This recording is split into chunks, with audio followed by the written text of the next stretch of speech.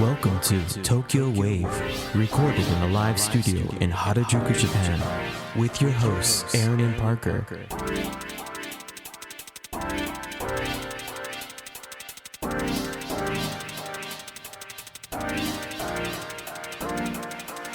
All right, everyone, welcome to episode 44 of Tokyo Wave. We are your hosts, Aaron Randall and Parker Allen. On Tokyo Wave, we bring you weekly updates from our studio in Harajuku. Join us in segments featuring this week's top news, Political happenings, business, and other random garbage. To get us started, here are this week's top news highlights. Public uproar over Tokyo Olympic chief Yoshiro Mori's sexist comments continue as majority of Japanese want him gone. US, Japan, Australia, and India to arrange first meeting of leaders to discuss Asian security. Imperial Hotel Tokyo launches high-end apartment service. This week in Japan. All right, so here's this week's top news item. Public outroar over Tokyo Olympic chief Yoshiro Mori's sexist comments continues as majority of Japanese want him gone. Kyodo News published a survey on February the 7th that nearly 60% of people in Japan believe Tokyo Olympic chief Yoshiro Mori, who recently made sexist remarks, is not qualified to serve in the top post. The Weekend Telephone survey showed that only 6.8% of respondents said Mori is qualified as the head of the Tokyo Olympic Organizing Committee. Mori, who has drawn criticism for saying that women talk too much during meetings, is under fire both in Japan and abroad. Those who participated in the survey were asked if they thought Mori was qualified for his role. 59% said he is not, while 32% answered they're unable to say whether he is qualified or not. So they're not qualified to say whether he is qualified. Yeah, to put it another way. Right. So the survey also found that 47% think this summer's Tokyo Olympics and Paralympics should be postponed again due to the pandemic, and 35% believe the games should be canceled, with just 14% saying the event should be held as planned. Wah, wah. The approval rate for Prime Minister Yoshihide Suga's cabinet, hit by a series of scandals since it was formed last September, fell 2.5 percentage points from last month to 38.8%, according to the nationwide poll. Speaking of Suga just spoke regarding the whole Mori debacle, saying, "It's not up to me to decide whether he should resign. This is a matter at the Tokyo Organizing Committee level, which is an independent organization, so the government believes decisions related to the remark should be made over there." They're just playing hot potato, you know? Just throwing it back and forth. It's not my responsibility. Yes, but Suga did say that Mori's sexist remark is unsavory for the national interest. That's a very interesting way to put it. It's not like a, delicious chocolate. It's unsavory. It's too sour. Suga and the Tokyo Olympic organizers have insisted that the games will open this summer following a one-year postponement, but the global pandemic continues to cloud prospects for holding the Olympics and Paralympics. With less than 6 months until the opening of the Olympics, the comments about women by Mori, an 83-year-old former prime minister, could not have come at a worse time. During a meeting of the Japanese Olympic Committee on February 3rd, Mori, who is known for being gaffe-prone, said women tend to talk too much in meetings as they have a strong sense of rivalry. I'm gonna file that under shit you probably shouldn't say at the Olympic Committee meeting. That you're in charge of? And so Mori later apologized for the inappropriate comments and retracted them the following day. However, his apology was seen widely as being half-hearted, and it really only seemed to make matters worse. As a result, there are a growing number of people who want him gone as the chief of the Tokyo Olympics. You know, I was talking to my Japanese friends about this, and we believe that Mori saying these things really didn't think anything of it. You know, it was just like, for him, and maybe it's a staple of the era that he's from and everything. that these kinds of comments are just totally okay. And there's a bunch of news coming out now about like stuff that he said previously. Oh, I mean, this guy is a walking, disaster in terms of statements. He has, I don't think you can find many statements that he has said that aren't wacky or controversial. Yeah. And of course, that's not to give any permission for his remarks, which, I mean, really don't have any place anywhere in public discourse. But for whatever reason, he continues to have this position. Actually, when he was first tapped in this role and came to new prominence, I couldn't help but remember, man, were there no other, elderly Japanese males who, could have done this job? Did they have to pick Mori? Because, Japan it's funny because you think the Japanese nation is all about trying to use these Tokyo Olympics as an opportunity to improve the profile of Japan's nation brand on the global stage. And this is the guy who is the top spokesperson. I mean, somebody thought this was a good idea, Aaron. Somebody. I think a lot of people thought it was a good idea. No? Well, and so Mori even said that he was planning on stepping down. And of course, we don't know how much reality is behind this, but he said to media that he wanted to step down, but his colleagues in the organizing committee begged him to stay on. Wow. Because he's such a great leader, full of such great insights and ideas. He's an ideas guy. He also, you remember when Abe popped out as Abe Mario at the closing ceremony for the Rio Games? Oh, yeah. Mori said that he's the mastermind behind that. Really? Yes. Interesting. And informal discussions with related officials, we came to the conclusion that that's absolute bullshit. But as the chief of the Tokyo Olympics, he can claim credit for that. Wow. Seeing these comments just made me really sad. I was telling my Japanese friends, this is news all over the place. Everyone around the world is seeing this, and this is tarnishing Japan's image. Maybe these things need to get out so they can be fixed. I don't know. Yes, that's why Japan is hosting the Olympics, so that the world will know that we're a bunch of old sexist idiots. Do they have a plan to fix it? Of course not. But they're very sorry. Yeah, lots of apologies. Oh, gosh. I mean, the bad timing with this statement is also interesting because I feel in a different set of circumstances, he would have been switched out. One of the top picks for an alternative head of the organizing committee would be former Prime Minister Shinzo Abe. However, given the fact that, we still don't know 100% whether the games are going to take place, nobody wants to be the top dog of this organization at such a divisive timing. So I think it really is a situation where, is Mori the best person to do this? I don't think he was in the first place, and he sure as shit isn't now. But in risk-averse Japan, nobody with a similar public profile wants to be the guy who got swapped in for, Mr. Sexist Oji-san. I can just imagine them all sitting around a room, especially after coronavirus came out, and, who are we going to make the head of this committee? Like, who would take this job? And so, I guess they came to the conclusion that this Mori guy, maybe it's a way to... Did they decide before or after coronavirus that he was going to be the head of the Olympic Committee? No, he's been ahead for a long time. All right, up next, US, Japan, Australia, and India to arrange first meeting of leaders to discuss Asian security.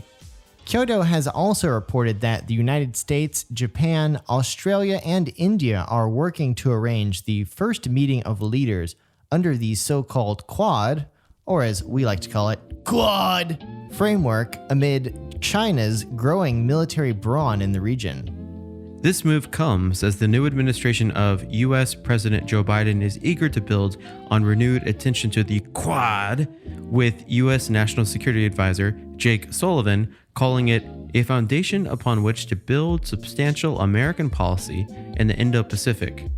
According to sources, the United States has already proposed to other countries the idea of holding an online meeting of Quad leaders. Whether the talks will materialize in the near term is up to India, which is known for its relatively cautious stance on the framework. India is the only Quad member that shares a land border with China and operates outside of US-led security alliances. During the envisioned meeting, the participants are expected to discuss cooperation for the realization of a free and open Indo-Pacific, amid concerns over China's maritime assertiveness in the region. China will likely react to this with displeasure, as it sees the framework as an attempt to contain it. I can't wait for the press release from their foreign minister. He's been all over the place recently. Yeah. The foreign minister to China actually made a video message for an American audience basically saying, "The United States is antagonizing China. Your administration is a bunch of dumbasses. Own up to it." I don't know why he thought that would be the message that the American people wanted to hear, but he gave it his best shot. Yeah. Officially known as the Quadrilateral Security Dialogue, the Quad originally came about in 2004 in response to the Indian Ocean earthquake and tsunami disaster. After a period of hiatus, the Quad was revived in 2017 and has since grown beyond humanitarian assistance and disaster relief, most recently focusing on efforts to advance a free and open, inclusive Indo-Pacific region. So, from humanitarian relief to warmongering. We're gonna bring freedom. No wonder the US likes it. And it's called the Quad! In 2019, foreign ministers representing the four countries met in New York for the first time under the Quad umbrella. A second meeting was held in Tokyo in October of last year, and we talked about it on an earlier episode of Tokyo Wave. Right. Where we decided that henceforth on this podcast, it will be referred to exclusively as the Quad, in case you are wondering. So after the talks in October, former U.S. Secretary of State Mike Pompeo said that he hoped to institutionalize the Quad, saying it has the capacity to push back against the Chinese Communist Party. I'm sure the Chinese Foreign Ministry loved that remark. So Biden and Suga agreed during their initial phone talks that they would promote the Quad moving forward. Biden has also vowed to counter China's economic abuses and aggressive behavior by rebuilding alliances, though it is unclear how the Quad will be used to serve this purpose. You know, the rhetoric keeps on ramping up, and I think that we were sort of unsure how the Biden administration would counter this growing assertiveness of China. And I think the rhetoric by the administration so far suggests that the U.S. is going to continue the hawkish China stance, which began under the Trump administration. You know, I actually know a lot of Japanese down in Okinawa, and they were really worried during the last U.S. election between Biden and Trump, and they were in support of Trump only because of his strong stance against China. But yeah, it seems that the overwhelming consensus amongst, all democratic countries is that China is like the Zerg in StarCraft. I don't know if you've ever played StarCraft. The Zerg have this thing called creep, and like they're like dominance in the area that they own, and and no one else can build structures on, slowly grows. So it moves so slowly that it's like trying to watch like the moon, right? You can't see the moon move. Like it's like, you see it a couple hours later, it's a different position. So, I feel like China's kind of moving in that really slow pace, No, and, the news reports keep on affirming this situation in terms that become ever more clear and even more ridiculous. And so we know that there's the existing issue with Taiwan. And of course, Taiwan says that Taiwan is its own country, and China says that Taiwan is like, a teenager who wants to go his own way, but you have to live under certain rules in this here house.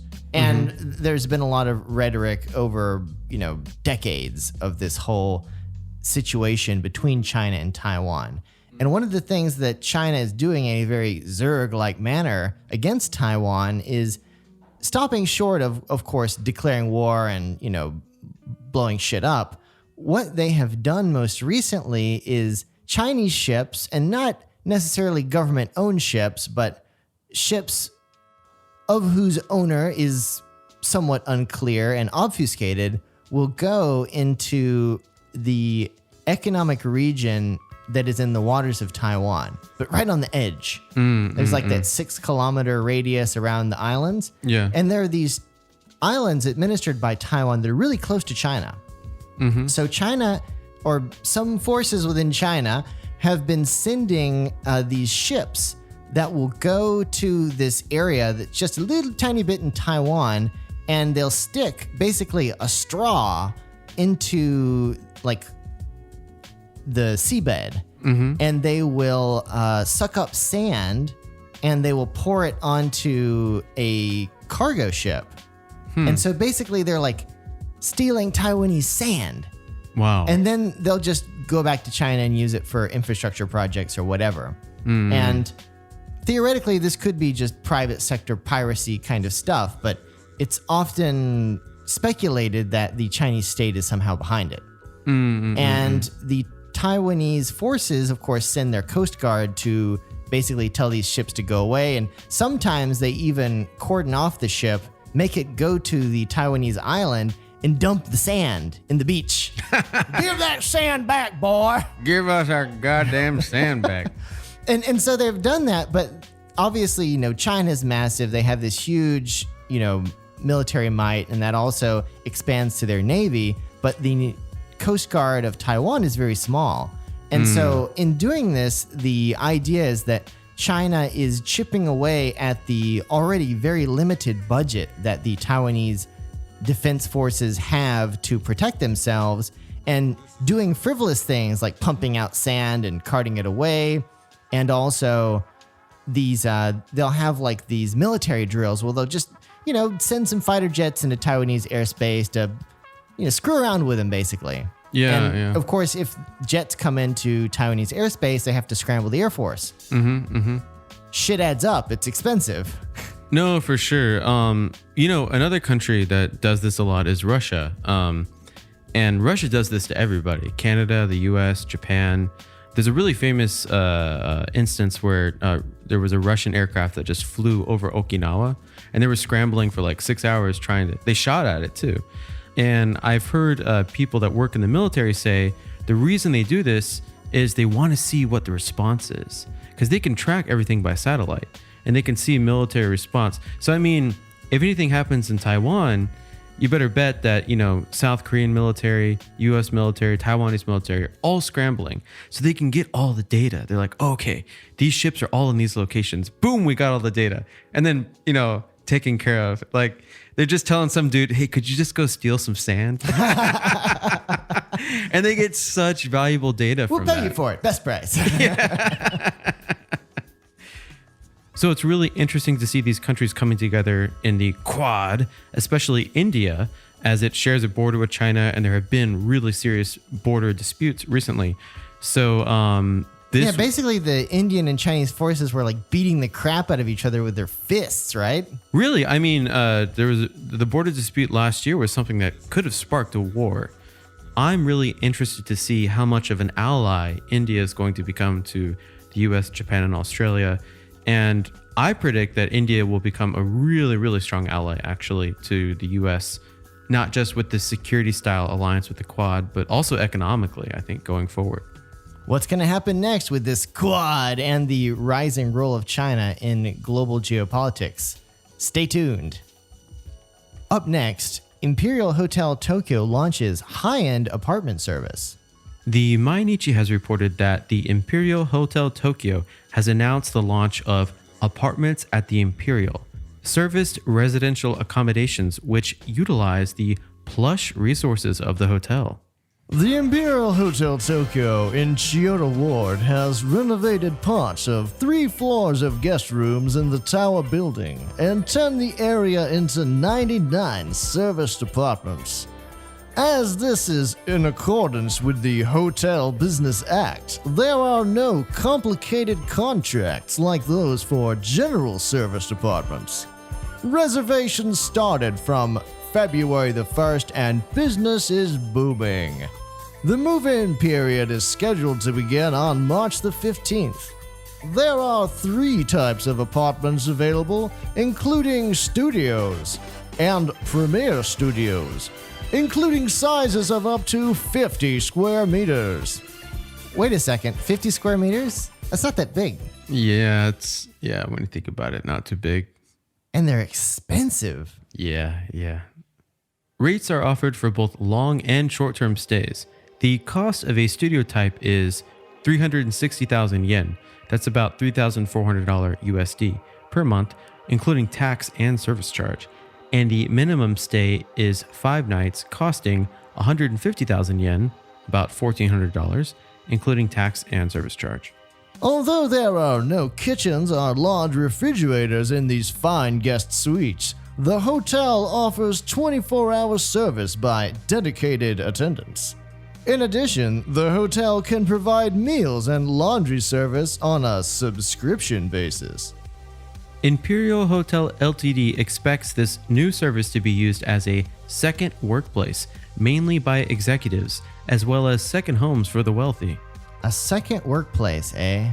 I don't know. Looking at this newest piece of news, I can only think about the deviousness of Japanese executives during this pandemic and reckon that these fancy pads will be used for less business-related experiences.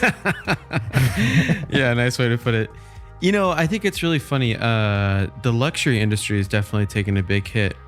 And for them to kind of, for anybody right now to target the super wealthy, I mean, obviously some business ideas will work out, but during a pandemic, man, I mean, and in Japan, where the majority of people are living around the same level of wealth, which is not, in the high end. I don't know, man. This doesn't sound like a great investment to me. I can't wait for the switchboard at Imperial Hotel to be lit up with all of these requests. Mr. Tanaka wants to move his room. This is the 5th time in 24 hours. It seems to happen every 3 hours. He says that he found a bug. He also asked to move to a different building. I wonder if you can they expense this? Oh, of course. Oh my God. Okay, then it is a good investment. I'd say they could probably make some good money off of this. I mean, it's interesting, and I guess it's newsworthy enough that we're covering it. So it's interesting, and it also kind of plays off of this, luxurious experience offered by hotels. And it's also interesting because this idea of living in a hotel is something probably from the, early days of the romantic era of travel where people would just live at like the Waldorf Astoria or, some fancy hotel in New York City because they were rich and they could do it. But that was never too big of a thing in Japan. That being said, the Nyotani has had a similar setup in their hotel in Chiyoda Ward for the past at least decade or so. So this, if you think about it, it might just be catching up with Nyotani. Definitely influenced by the lack of ability to keep rooms filled up during the pandemic, as people are less enthusiastic about being in a hotel full of hundreds of other people in the middle of a pandemic. Yeah, no, for sure. I wonder if they could do the same thing with planes. Like give a luxurious experience on a regular international bound aircraft.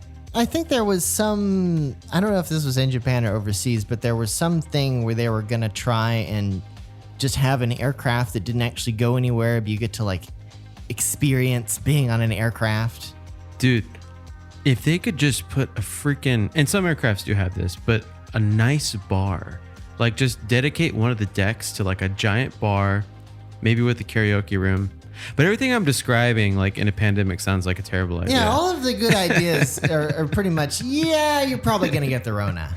On all those like 10, 12-hour flights, from Japan to who knows where, I've always thought, man, God, if there was just like a bar where people could hang out, Yeah, that would work, except for the fact where, there's this huge history of people getting really ridiculously blackout drunk on aircraft and then causing in-flight emergencies. Yeah. I think, what's the name of that big airline that went out of business but was like gigantic in the 60s and the 70s? Pan Am? Yeah, Pan Am used to have like an actual bar, and they would have like dancing rooms and all that. Have you've seen those old pictures on like the 747 where they've got this bar counter and people are just like, it's like they're at a supper club. Yeah. And they're just hanging out at the bar and having a drink and smoking a cigarette, because you could do that on an airplane in the 60s. Yeah. And I don't think air travel is ever going to go back there. Unfortunately, no. They're going to have to think about something fast, because even as this pandemic looks like it might kind of be over sometime in the next several years, I don't know how quickly people are going to want to go back to the previous regime of flying all over the place all the time. Yeah, watching out for how these airlines and hotel chains are going to survive. It's going to be interesting to watch, and I'm definitely rooting for them. I don't want us to be in an era where we can't fly and there's no nice places to stay.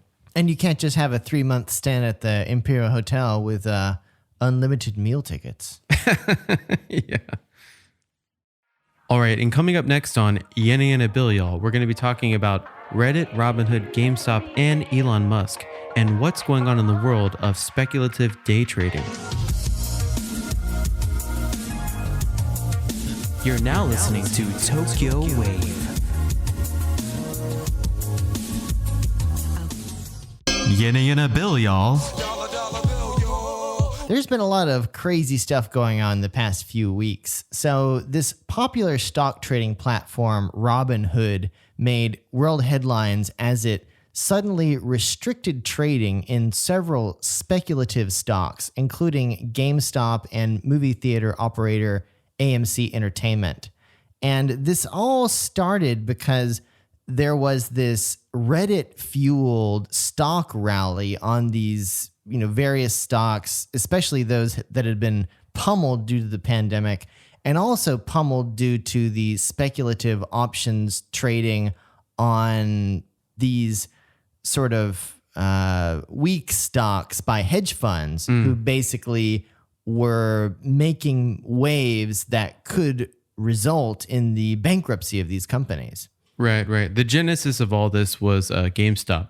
GameStop was the highest shorted stock, and Redditors found that out. And then they attempted what's called a short squeeze against the hedge funds, which were shorting the stock. And the hedge funds actually were shorting so much that there wasn't enough stock in circulation to actually account for the short. So I think they were shorting 130%. Which is just logistically, I don't even know how that's legal, to be honest with you. But, the stock market's basically a casino, so. Roll the dice. So Robinhood restricted trading and really incited a lot of anger in the hearts of these avid Reddit users and day traders. And it resulted in a huge PR nightmare for Robinhood. And recently, the co-founder of Robinhood, Vlad Tenev, had to explain this move and defend his platform in a surprise discussion with Elon Musk using the new audio chat app Clubhouse. Yes, I watched this video. It was very fun to watch. Elon Musk does a great job roasting him. So yeah, Tenev was grilled by Tesla CEO Elon Musk, who asked whether anything shady had happened. So, CNBC News recently reported that the co-founder of Robinhood took to this audio app Clubhouse to defend his investment platform's decision to restrict trading in GameStop and other volatile stocks. GameStop shares have climbed more than 1,500% since the start of the year, fueled in no small part by a wave of retail investors inspired by the Reddit board Wall Street Bets. Such investors piled into GameStop and other heavily shorted stocks, resulting in huge losses for some hedge funds. Just to let our listeners know, stocks don't normally change that much. 1,500% is insane. That kind of volatility we don't really see unless something like 2008 with the Lehman shock or something like some kind of crisis going on. And when we talk about retail investors, we're talking about just normal Joes or anybody up to maybe, upwards $20 million in cash and equity that they can invest, which is a big difference between the hedge funds, which deal in magnitudes of billions of dollars of trades. No, and it's kind of ironic because the whole premise of this Robinhood platform is it's supposed to be looking out for the little guy. Yeah. I mean, it's called Robinhood. I know, it's terrible, right? Oh, God, yeah. And so basically what Robinhood did was it paused the accounts of the poor to mitigate the losses of the rich. Perfectly said, yeah. That's what the real life Robinhood would do, right? And, we mentioned Wall Street Bets. So Wall Street Bets is a subreddit on Reddit. And really, it's a bunch of guys who trade in their bedrooms. They trade in their houses. Maybe they used to trade on Wall Street. Now they just exclusively trade on Robinhood or E-Trade or other online brokerages. And a lot of these guys actually have really good intel and knowledge into the stock market. But they're kind of a meme board too. So they'll find a meme stock, and one of the iconic things that happens on this board is going all in, right? So taking your mortgage and everything and piling it into one random meme stock, right? Just to see if anything will happen. And a lot of people just wipe out everything, all their savings on this board. And those posts get upvoted the most. Some guy went from $1 million to negative 10 million in 24 hours. So but the opposite is true too. So it's really just kind of a reflection of the absurdity of trading. I can just imagine this conversation over the dinner table. So, honey, how are your stocks doing? Oh, well, I'm negative 10 million. Oh my God, what are we going to do? I don't know, but it was really funny. All my internet friends were saying, LOL. Don't worry, baby. I got a new play tomorrow. AMC, we're going to the moon. We're going to be trillionaires, honey. Your account has been paused.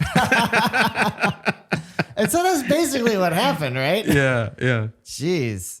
So as we mentioned, Robinhood moved to restrict trading in several stocks, including GameStop and AMC Entertainment on January 28th. Vlad Tenev, co-CEO of Robinhood, said at the time that the decision was aimed at protecting the firm and its customers. Bullshit. For your protection, we're blocking your account. You can watch it skyrise up 1,500%, but we're not going to let you trade anymore. So if this whole situation wasn't ridiculous enough already, just add one Tesla CEO Elon Musk and the new audio chat app Clubhouse. I don't know how this happened, but the stars aligned and Elon Musk and this Vlad Tenev got on this audio chat app called Clubhouse, where Musk proceeded to grill Tenev during the whole session, talking about whether his decision was influenced by quote unquote shady factors. If anyone's interested, you can YouTube this conversation. And if you've participated in the past in trading, this conversation will enrage you because the Robinhood CEO is obviously holding back a lot of information. It seems like he's lying. I don't want to accuse him of lying, but it's It sounds like the Mark Zuckerberg and Congress conversations. Elon Musk being Congress, a very educated Congress, and then Mark Zuckerberg just obviously, holding back a lot of information. Yeah, they must have the same PR consultant or something. Yeah, or maybe they're the same model, robot model or whatever. Ah, Pepper. They're both the Pepper 2.0. So Tenev said, "We had no choice in this case. We had to conform to our regulatory capital requirements." Tenev said Robinhood's operations team did this in response to a request on January the 28th from the National Securities Clearing Corporation, which is a clearing corporation that provides clearing and serves as the central counterparty for trades in U.S. securities markets. Robinhood and other brokers are required to meet certain deposit requirements from clearinghouses like the NSCC each day. Tenev said the amount required is based on factors such as volatility and concentration in certain securities. Because reasons. Robinhood received a request from the NSCC, a security deposit of $3 billion to back up trades, which Tenev said is an order of magnitude more than what it typically is. The company in response raised an additional $1 billion in emergency capital from existing investors, cough hedge funds, cough, in an effort to shore up its balance sheet and enable it to ease the trading curbs. Elon Musk grilled Tenev on this, asking, "Did something maybe shady go down here?" Musk has shown support for Wall Street bets on Twitter. Tenev responded, "I wouldn't impute shadiness to it or anything like that. The NSCC was reasonable subsequent to this," which is, how normal people usually talk in these sort of situations. Robinhood and the NSCC later agreed to reduce the $3 billion number down to about $1.4 billion, but Tenev said his firm was still forced to take action to limit trades. So, right away, this all seems really, really weird. Obviously, you have the Robinhood trading app, and then you have the clearinghouse, which is a separate entity, all part of Robinhood, though. We just looked up on Crunchbase that Robinhood has about $5.6 billion in total funding. So the fact that they got a $3 billion request is quite a lot. But at the same time, the fact that this app that allows retail investors to do options trading and lose potentially, $10, $20 million in a single trade, the fact that this company has $5.6 billion in total funding when retail investors are up against institutional investors and hedge funds, which are doing trades on the magnitude of billions of dollars, really already is very fishy, right? And then they get the $3 billion requirement. My guess is they told, whoever's requesting the $3 billion, obviously the NSCC is the poster boy for the requester, but I think we both know there's probably some hedge funds involved as well. They said, okay, we'll limit people's ability to trade on these stocks that are causing the hedge funds to lose money. Boom, they're reduced to half the requirement, 1.4. And then they were either furthermore reduced as well. I think they only ended up paying around $750 million, say only, but compared to the $3 billion, that's quite a reduction because of the steps they took. So this was all very appropriate for Elon Musk to think something fishy was going on, right? You get a $3 billion request, you only end up paying $750 million. And then the next day you restrict trading on 13 to 14 of these key stocks that were making people a lot of money, right? Your company to begin with, it's called Robinhood. Yeah, it's called Robinhood. It's got $5.6 billion in the bank, supposedly. It's competing with these huge hedge funds, which are aggregators of billionaires. So when you say hedge fund, people think like $1 billion, but we're really talking like maybe like 10 to $100 billion worth of movable liquidity that they can mess with the market.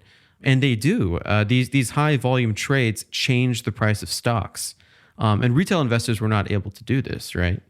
that's why this particular incident is so incredible because really, and Jordan Belfort actually had a really epic video. I saw that. Yeah. He was like, congratulating all the Redditors and just all the retail investors because he had tried to do stuff like this. And this is not illegal.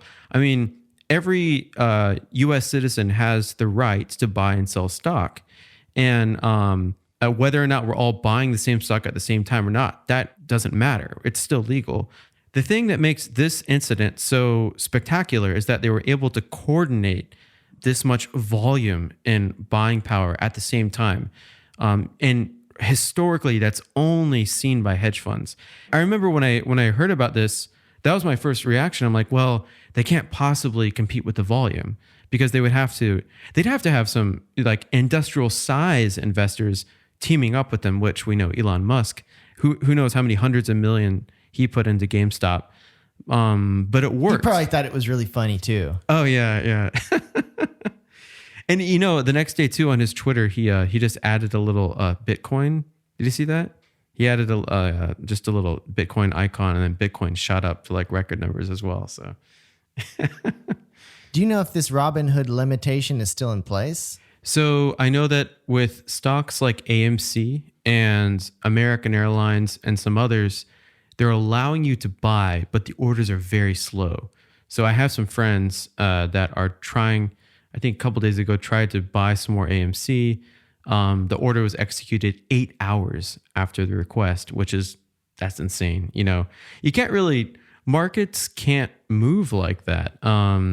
So to answer your question, things aren't completely back to normal. It's almost as if a lot of these trading platforms have heavily regulated. And in fact, a lot of people have stopped using Robinhood and are moving to other platforms. And other platforms that are bigger, and when I say platforms, I mean brokers, are advertising the fact, hey, you can buy the stocks here, which is great. Hi there, fellow kids. We take Bitcoin. And so Musk also quizzed Tenev on whether Citadel Securities, the largest market maker in options in the US, had pushed for Robinhood to impose these trading limits.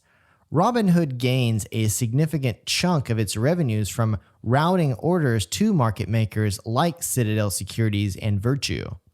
Citadel, a separate hedge fund business, helped infuse close to $3 billion into Melvin Capital, a hedge fund that bet against stocks quite infamously, such as GameStop, and led to this whole David versus Goliath battle that played out on Reddit. Musk asked during the Clubhouse interview, to what degree are you beholden to Citadel? To which Tenev replied, there is a rumor that Citadel or other market makers pressured us into doing this, and that's just false. Tenev added, this was a clearinghouse decision, and it was just based on the capital requirements. From our perspective, Citadel and other market makers weren't involved in that at all. That's pretty much the way Elon responded to all this. You bullshitter.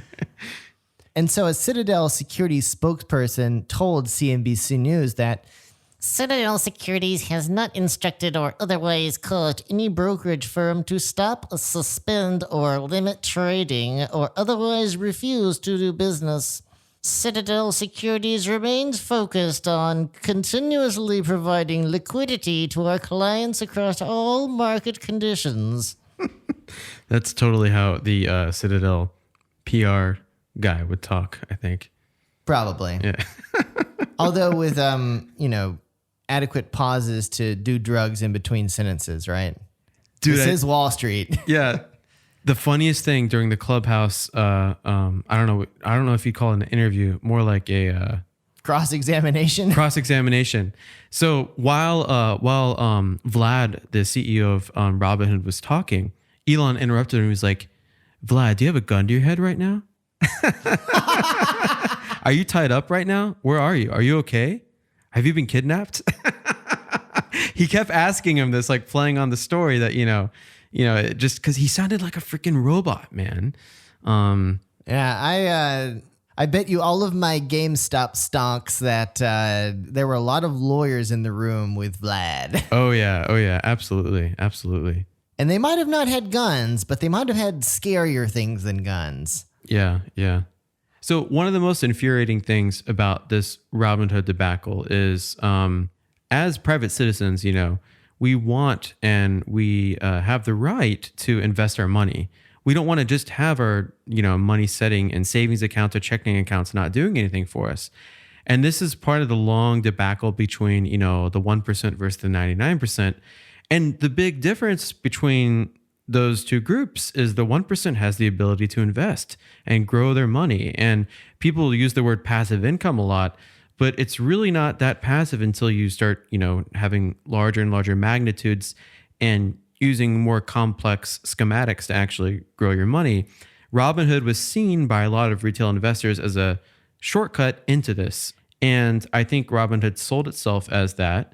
Originally, when Robinhood really blew up in 2016, 2017, the generally understood way that Robinhood was making money is that they were shaving fractions of pennies off of trades and keeping it for themselves. So for example, you buy something at $1, they would actually execute the trade at 1.005, and they would keep that fraction of the penny for them. Well, wait a second. So is that the only way that Robinhood was making money then? Absolutely not. It's recently come to light that, including Melvin Capital, Robinhood has been selling trading data to the hedge funds for an undisclosed amount of money. And that's just infuriating. I mean, the same way that people are infuriated with Facebook and how much tracking is going on there, Robinhood is like the Facebook of brokers. It's like, yeah, man, everything's free, but you're not the customer, you're the product. And they're selling all these people's, trading information to gigantic hedge funds that can execute $10 billion trades and just completely wipe out any kind of strategic movement that's going on in the retail investor space. And, that's something to really be frustrated about. I'm definitely pissed off about it. I mean, this just cuts out another way for the little guy to possibly, climb a ladder to reach some level of, stability and wealth, similar to, the super rich. And I'm not even talking about, millions of dollars, even just like, investing what you have and just watching it grow slowly, faster than a 401k. I think Robinhood has really, really destroyed the trust of probably 80 to 90% of its user base. Good move, bro. It's amazing for me also that this important discussion happened, of all places, on this new Clubhouse app. I know. I want to talk a little bit about Clubhouse because over the past couple of weeks, it has taken off in popularity in Japan, as well as its original user base of the United States. Mm-hmm. And so even over the past couple of weeks, I have seen all sorts of impromptu discussions popping up among various people in the Tokyo startup community, and also even prominent politicians and policymakers and business leaders are also taking to Clubhouse to have various discussions. Like I heard Minister Kono Taro talking with Kathy Matsui and the Deputy Chief of Mission Joe Young about how Japan is going to actually roll out its coronavirus doses. Oh, wow. And these are the sort of discussions that, we hear about in the news and we talk about it from time to time on Tokyo Wave, but you don't get to really hear the unfiltered information from the actual people involved and what's actually going on. Mm-hmm, mm-hmm. And this app is interesting in that lots of influencers are taking to this app and sharing information in much more candid ways. Similarly to this whole situation with Elon Musk and his Robinhood douchebag guy. Yeah, I mean, this kind of thing could have never happened before. Like, you might have had the CEO of Robinhood on some random like Market Watch, program being interviewed by, Joe Nobody. But freaking Elon Musk, like the CEO of CEOs, he's like the king on the throne there.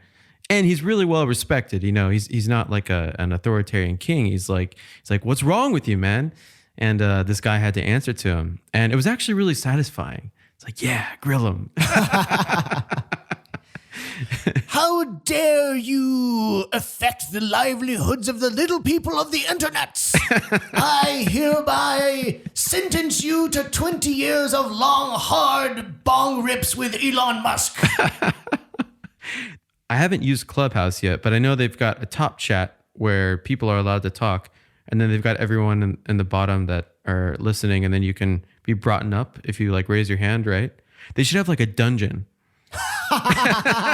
You must absolutely not speak. Yeah, you throw them in the dungeon. They had that on Discord, actually. They would make like a special dungeon area. The people at the top will eventually visit the dungeon to like grill and like chew the people in the dungeon out. Yeah, but that would be a cool feature. I don't know if that's on the app or not. I kind of doubt it. I've just created an account on Clubhouse, and maybe in the next few weeks, we might do something related to Tokyo Wave on there. So if you're on Clubhouse, check us out. We might do an impromptu discussion. Maybe we'll get Elon Musk on. Probably not, but hey, we can dream, right? Yeah. Hey, listeners, that's right. You listener right there. Who do you think should be our next guest on Tokyo Wave? Let us know. Drop us a line at wave@tokyowave.jp. We hope you enjoyed Tokyo Wave. If you haven't already, you can subscribe to our podcast on Apple Podcasts, Spotify, SoundCloud, and YouTube. Join us again next week on Tokyo Wave.